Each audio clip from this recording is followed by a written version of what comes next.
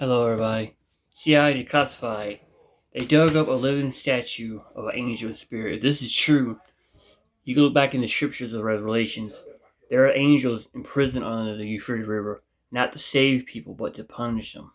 If this is true, like they said it is, or something like that, then we are looking at the rapture. We are looking at the end of the days and time.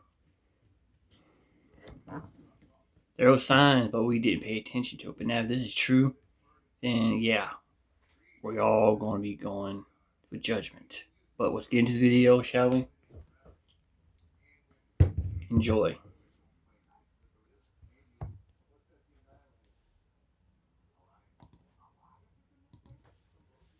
It did happen, but when it went viral, they had to come up with a cover story. You're telling me the thing they dug up in Eastern Europe wasn't a statue?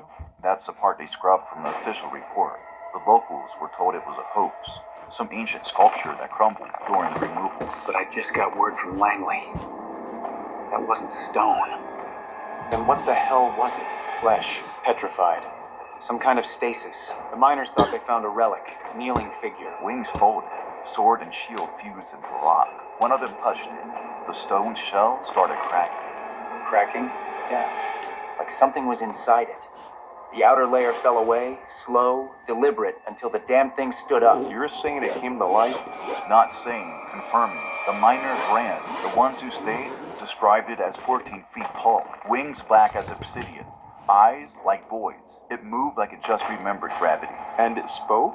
That's where it gets even stranger. No one recognized the language, but one worker tried using his phone to record. The thing noticed. It turned its head fast. He said it got angry, like the sound offended it. And the translation?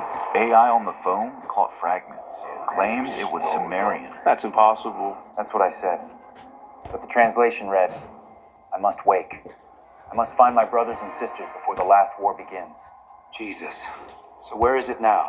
No idea. Site sealed. Locals evacuated. But get this. The Dark Department stepped in 12 hours after the incident. The Dark Department? That's us. Why don't we know anything about it then? Exactly.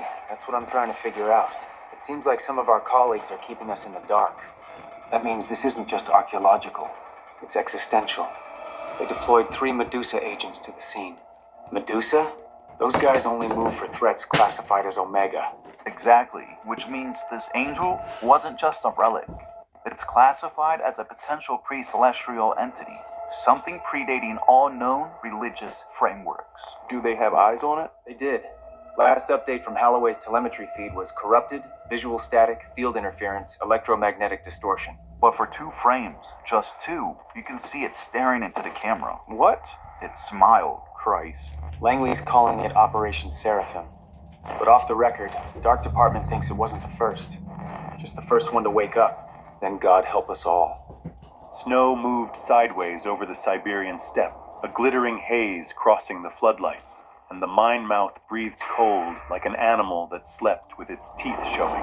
No one in the village came close anymore. Word spread about the humming in the ice. The prayer plates bolted to the rock. The way drills shook as if biting into a living rib. The Dark Department arrived without registers or paperwork, a black fuselage that swallowed light and exhaled silence. They moved like a winter storm that only a few people knew to fear. Cameras died when they walked past. Radios stuttered and fell quiet, like men who remembered their manners in church. Halloway took point, Medusa glowing yellow across his chest plate and again between his shoulder blades. The VERMEX exosuit flexed like a second will. The forearm rifle nested along a vambrace that read breath and thought and drop distance. He looked like a statue someone had built to intimidate the future, then taught to move. The neural thread ports at the base of his skull itched with pressure he couldn't blink away. Behind him loped Kenjo. The armor made him human-shaped for diplomacy. The thing inside it was mathematics and momentum in skin. A quantum lattice handled his thinking. Muscles never tired because they were never muscles to begin with. Kenjo spoke rarely, and when he did, it was a decision, not a discussion. Spectre slid on rear guard. A tall shadow, armor lighter and crowded with sensors that shimmered like scales under frost. His voice came over comms with a dry swing to it, a little jazz in a morgue. He recorded everything to a dead man's server the department pretended didn't exist. The word Medusa pulsed on his back like a dare. They descended through concrete that glistened with permafrost. Every 20 feet, steel plaques gleamed from the walls. Latin, Sumerian, and letters that refused to sit still when you looked straight at them. Not safety notices. Wardings, the kind of passages that felt like bolted doors. The ramp ended in a cement slab poured thick enough to bury a building. It had cracked from within. The air tasted like iron coins and old incense. Holloway raised a hand, and the other two halted. The pressure in his skull was no longer suggestion. It was tide. EMP spike every 11 seconds. Spectre murmured, HUD flickering on Holloway's display. Subharmonic at 90 hertz. Something's broadcasting through the rock. Origin center mass. It's moving. He tilted his head as if listening to gravity. Breach Vector 3. They nearly missed the unmarked service door left of the slab. Plain metal, etched with 3 interlocking circles so fine you felt the symbol more than saw it. Holloway pressed his palm to the circles. Warm, like something on the other side had exhaled against the metal. Boots scuffed behind them. 6 men stepped from the tunnel darkness with the economy of retired American special operations who'd learned that patriotism was just one client among many. Beards trimmed by memory, patches cut off, stance still squared to a flag that no longer paid their rent. You're trespassing on ministry property. The front man said. A silver sword hung on a chain at his throat. He smiled as if the joke belonged to God and he was sharing it. Stand aside, Holloway said. Our command answers to the shepherd. The man replied. Spectre didn't need to say the name.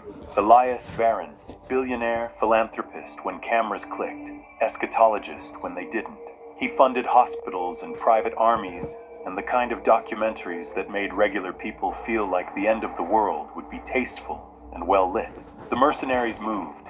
Kenjo moved faster. Within seconds, the air tasted of ozone and embarrassment. Bones broke without malice. Stun rounds found throats and nerves. When the last man went to his knees, gasping, Holloway opened the door with the 3 circles and stepped through into a cathedral made of winter. Ice arched to a ceiling, lost in white. Concrete gleamed like new bone. The floor was a lake flash-frozen so clear you could see old scaffolds dreaming beneath. And at the center, kneeling in chains that glowed like steel dragged from a forge, waited the thing everyone had come to own. It wasn't a statue. It had never been a statue. It was a kneeling colossus, roughly human only if you never met a real human closely. A geometry of armor fused to flesh, black glass veined like volcanic stone, wings implied by ruin, a curved halo fractured like a dropped plate. Gravity bent around it. Sound bent more. Holloway's forearm rifle grew heavy, like the room remembered how to teach weight. Welcome, a voice said, gentle as a knife. A man stepped onto the raised dais behind the kneeler. His beard was curated, his eyes polished with devotion. White tactical robes flowed, threaded with platinum crosses at the hem. The lighting had been arranged to find him. Elias Varon smiled at the 3 strangers who had walked into his sermon. You're just in time. Kenjo's rifle climbed in a line that ended in inevitability. Holloway flicked 2 fingers, and the line fell. Spectre's optics zoomed, gridded, analyzed, judged. We are servants, Varon said, palms open as if he were powerless before what he addressed. We prepare the way. The book promised trumpets, seals, bowls, then miscounted what they feared. 12. There were always 12. It's always 12. Apostles, eggs in a carton, pack of donuts. A hum rolled through the room like a big cat in a small chest. The cuffs brightened. The kneeling thing did not open its eyes. Holloway swayed, steadied, then felt the pressure in his head turn a knob. It wasn't a voice at first, more like a strong hand settling behind his ear. The vision arrived without warning. The glimmer of a Brazilian dam, smooth as a coin, water shouldering against it, concrete spidering, the sound of a valley suddenly discovering its destiny, a news crawl inside him, a siren so large it bent air. São Paulo just went dark. Timestamp matches what you just flinched at. Spectre said. The pressure increased. The second vision cracked through. A reactor in Finland looking up at a white sky it had never needed to interpret. Systems pivoting into emergency routines. Men saying all the right words in all the wrong order. Maps, numbers, a warmth no winter could forgive. Meltdown protocol engaged. Spectre said. Holloway, Whatever this is, it bleeds. Holloway whispered. Varen watched them like a teacher cataloging bright students. Witness. He breathed. Awakening requires pain. Childbirth, gentlemen. Blood for first breaths. Kenjo took a step that meant ended. A new voice cut the room in two. Lay down your arms. Boots boomed. 6 giants filled the archway. 15-foot mech suits shaped by medieval fantasy and venture capital. Ceramic plates white as confession. Crosses blazing on chest and back. Great swords humming with a monofilament light edge that promised to divide more than armor. The suits' visors were blind glass. Their swagger was centuries old. The new Templars. He really did it. Consecrate the ground. The lead suit ordered, and the room collapsed into motion. Battle in the ice had its own physics. Time stretched. Sound punched low and then too high. Kenjo moved through vectors a normal neck couldn't watch. He caught a blade at the crossguard, turned it against its grip like he'd rehearsed with angels, and folded a knee joint backward with a crack that made the prayer plates ring. Holloway's rifle barked in disciplined bursts, rounds finding armpit seams and hip gaps. Spectre broke left, then right, herding armor into bad footing, making white giants slip on their own myth. Varen prayed with the confidence of a man who had replaced humility with choreography. The cuffs brightened until the air smelled like melting ore. Holloway drifted closer without meaning to. The kneeler's eyelids lifted a fraction, revealing eyes like a sea with the light sucked out. Stop the shepherd, the pressure said, and what hit Holloway's mind had textures. Salt caves under continents, copper on the tongue, star maps tattooed on a sky no longer available to humans. Or I will burn the world to wake the rest. Holloway! Trumpet on the days! Spectre yelled, breathless. The device looked like a theologian's toy, a low-yield nuclear package inside a chalice-shaped casing, Bible verses engraved across curves. Varen leaned behind it as if cranking an engine. No malice in his face, only service. You can't stop a story. He said on a private channel the room insisted they all shared. You can only decide whether you're devoured or you do the devouring. Kenjo's voice cut flat. Compromised. So is the planet. Holloway said. He aimed at the trigger mechanism, not the being, and put 3 precise shots into prophecy. The bomb's heart misfired. Light coughed and became a scream. Chains went nova. A shockwave blew prayer plates off their bolts. Ice became needles. Holloway flew. For a fraction of time before the world went white, the kneeler turned its face fully to him and smiled a terrible, tender, human smile. When sound returned, Holloway lay in a melt of snow and blood. Spectre crawled to a knee, swearing with awe. Kenjo stood amid 6 toppled suits like Judgment discovered weightlifting. Varen was gone, erased by blast or by a door his money had opened for this exact hour. The being stood. Wings became arguments with geometry. Ash feathers fell in slow spirals. Armor flowed like lava forced into etiquette. It looked at the roof, and the roof decided to remember the sky. The temperature fell with the logic of a cathedral. Warn or destroy. Wake them. Wake my brothers and sisters before the last war begins, or your seas will learn new words for drowning. Spectre's helm tilted, as if that would help investigate a telepathy. And if we don't, Grief brushed the edge of the being's not-quite face.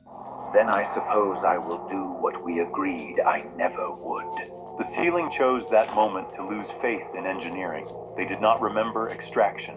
Kenjo carried 2 at a time through collapsing archways. Spectre flatlined and restarted himself with a curse and a slap. Holloway remembered a not-human hand on his chest, warm through armor, a sense of falling upward like oceans unlearning gravity. They woke in a black site with walls that ate radio. Holloway's eyes had turned a cloudy white that let him see the outline of pressure like a cat watches things under floors. Doctors said words like Exposure. Residual influence. You're fine if you sign this. the hum in his skull mapped coordinates across his dreams. Spectre sat at the glass and smirked for courage. We posted a summary cut. 12 million in the first hour. If I die again, my funeral gets ad revenue. Elias? Missing. His people, the righteous hand, took 2 more sites in the last 12 hours. Caucasus, then Iran. And he's fielding more new Templars. Bigger crosses. Dumber pilots. Kenjo stepped from the shadow, eyes reflecting nothing. History Division decrypted a line from unpublished tablets. Starborn judges, not 7, 12. They wrote laws into meat and light. 2 factions, not worship versus rebellion. Method versus mercy. Architects, not messengers. Every religion is a lens. Christianity is one that fits human heads. Barron's built his lens into a weapon. He thinks literal fulfillment is leadership. He thinks if he wakes 12 fallen, Jesus has to RSVP. He believes he was chosen to end the world. A handler entered and failed to hide their fear.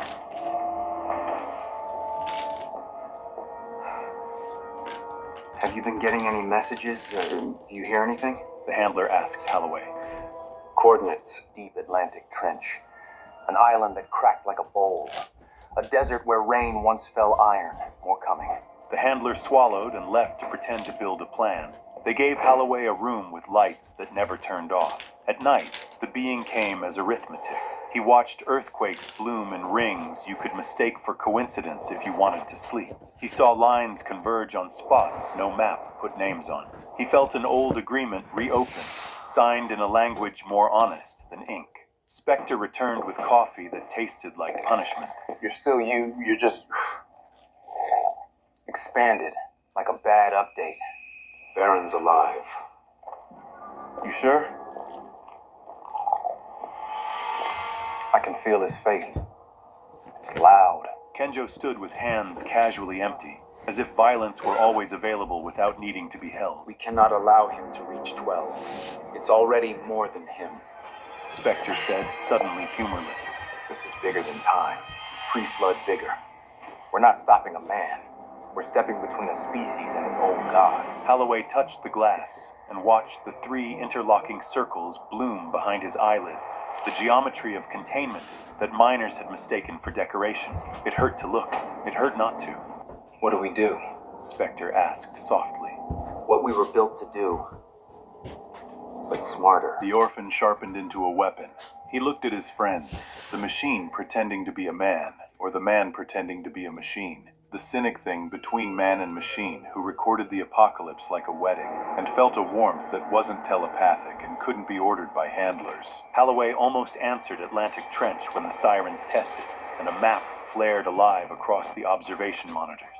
6 new red pings marched like notes across a staff, each one in places that made historians swear into their hands. The Mariana's cousin trenches, a volcanic caldera under an island chain drawn in myths, a temple drowned and then rebuilt on another continent, a salt city that had learned how to hide from sunlight, a valley shaped like a chalice, a place where deserts memorized rain. The door hissed. The handler rushed back in. We have multiple emergencies. We need you on a bird in 20. 20? What is time but a flat circle with a calendar attached? Kenjo turned toward the hall, already calculating logistics most humans needed maps for. Armory. Now. Holloway stood. He stretched until his armor and bones agreed again. The pressure in his skull softened into an ache he could call a friend. Wait, you're hearing something again, aren't you? I'm hearing a choice. The being's presence touched the edge of his mind, like a tide finding an old shoreline. Wake them, it said. But now the words carried new weight. A hush like confession. Wake them because I am not brave enough to be the only one left. Wake them because judgment requires witnesses. Wake them because what comes next is not yours, and still you will be asked to pick a side.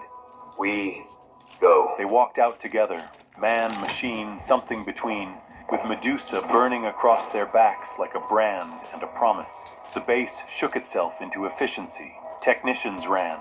Doors sighed. The transport bay yawned open onto a world that looked ordinary from altitude. Snow dusted the runway, delicate as a forgivable lie. Halloway paused at the ramp. The wind turned his breath to smoke. Far out and down, beyond ice and trench and faith, he could feel a door unthink its hinges. He could feel Varen somewhere warm, whispering to men in white suits about sacrifice. He could feel something old smiling at the chance to be understood again. Wake them because what comes next is not yours. Spectre nudged him with an elbow. You spacing out already? Thinking about our sequel. Halloway said. We haven't even survived the pilot. Spectre said, and laughed because the other option was to scream. Kenjo tilted his head, listening to data no human ear could hear. Incoming. Missiles! The handler yelped. Worse, Kenjo said. A transmission. The ramp lights flickered. Every screen in the bay flared. The 3 interlocking circles resolved into a map that was not ours. Coordinates crawled. A voice rolled through the metal like weather through stone. Come, see. It wasn't the being in Siberia. It wasn't Varen. It was different, older, amused. And the aircraft's engines spun up with the steady confidence of machines that had never read Revelation. On board, Halloway said, because choosing was still a human power, and the plane leapt into a sky that had spent too long unchallenged. Above, on a screen only Halloway could see,